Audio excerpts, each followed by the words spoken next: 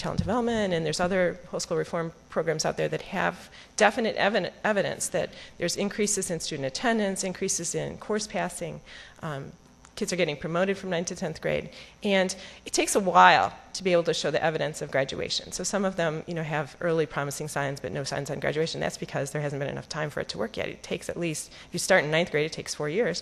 If you start in 6th grade, it takes 7 years to show the evidence, really. But there's promising signs for all these components of the foundation. Besides, let me just spend a minute. A lot of people focus on the instructional prevention foundation. It's really important to have whole school efforts on attendance, making sure that every absence is noticed. Every student gets a call. There's a culture of positive attendance, positive behavior. There's training in conflict resolution and things like that, so that there's a whole school foundation to prevent the behaviors before they actually become problematic. And we have evidence that many of those are working as well.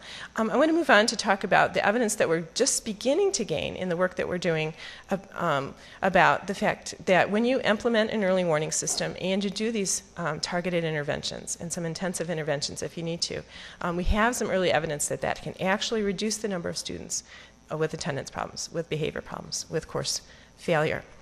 We have what's called the Diplomas Now project. I'll talk about a little bit more about where that's at. But the key components of that project is, first of all, getting data to those teams that I've talked about, first to the school administrators and to the teams about their students. And if students are coming into 6th grade, you've got to get the data from their prior school to know when they walk in the door which kids are likely to have attendance problems based on what they did before, which kids are likely to have some behavior problems, which kids are struggling academically, so that the school can gear up to deal with that right away. And then you need real-time data, before that first report card comes out, if you got some kind of interim grade, which kids are likely to fail unless somebody gets in there and helps. And let me tell, I don't know about you. I have a 15-year-old now, and he was 14 last year, and he was not going to tell me when he failed a test. I had my mom who'd go in there and, sort of dig it out of his binder, and then it was mom who went to the teacher, because maybe kids in the best of all possible worlds should be their own advocates, should be going into the teacher and saying, I failed, I need help. But in the real world, kids do not do that. I know they don't do that. Maybe somebody out there has a perfect kid, but most kids are like my 14, 15-year-old now. He will not go in and do it himself. So because he has a mom who's in there, has a email account to the teacher, and who's in there and saying, okay, what are we going to do? Can't keep on failing tests. She did say, he has a high E. And I said, I don't care. They have E's, not F's. So, it takes somebody to intervene, and, not everybody has a mom like me. I wish they, and I'm not the greatest mom either, but it really takes somebody to get in there and do something about it. And so you have the data, and then if you have these teams that are sharing responsibility for students and having regular meetings, which is what we implemented at Philadelphia Middle School, I get together regularly every couple weeks to say, well, who's fallen off track? And what are we going to do about it? It sounds like those of you who are familiar with RTI, but this is expanding to the whole, it's not just a special ed kind of model. It's really, there's these kids who are struggling, and what are we going to do to help them, to reach out to them?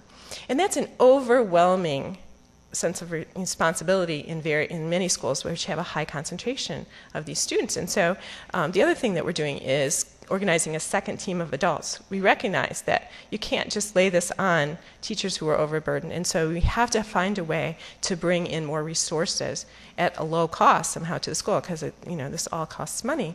And so what we've been doing in Philadelphia is using public service organizations like City Year to bring in this extra help. So we have had a City Year volunteer. I think they get paid sort of a small amount of money for each homeroom. So that was the person who was on the phone calling, the kid or the kid's family to find out, why you're not here, why aren't you here? Do you need, you can still get the bus, don't give up, you can still get here. To be, implementing that behavior contract, or to be part of the team, getting small groups of students together to do academic interventions. You really do need extra help, and that's one way we found to do it. So this is our Diplomas Now project. You can find out more about it on our website, one of our websites. It's moved from Philadelphia now to San Antonio, Los Angeles, Chicago, New Orleans, and I just heard we're going into Detroit. This is a partnership between our Center Talent Development Program, City Year, which is an AmeriCorps type organization, and Communities in Schools. I think there's some Communities in Schools people here. The Communities in Schools are the people who then organize the intense, bringing in the social workers and the intensive kinds of supports. Because for many of these children who, when a less intensive intervention doesn't work, it's because something's, going on in the family, and there has to be a systematic approach to this, and a way to make it work in schools which have large numbers of these students, okay? If you only have a few, it's easy to do this, but if you have lots and lots of students with all this, you need a systematic, integrated way to deal with it all. Okay, so integrating all the parts together is key. What we've seen, there's lots of little pieces of this going on in lots of schools all over the country. Maybe it's happening in Kansas. Maybe, and I want us to have a dialogue here, maybe it's all integrated together and you do, through this multi-tiered support system, have this all worked out already, and we can learn from you. But most schools that we visit do, just have sort of a hodgepodge. They have, people coming in from outside. They're trying to mix all these different programs together, and it's very hard to not let kids fall through the cracks when it's not systematically integrated. So what's it going to take to make this happen? Well, my colleague Nettie Lecters talks about a civic Marshall Plan. It's going to take lots of resources from government, non-government, the federal, state, local levels, pulling in all these resources to get the right supports to the right students at the right time so that everybody can graduate.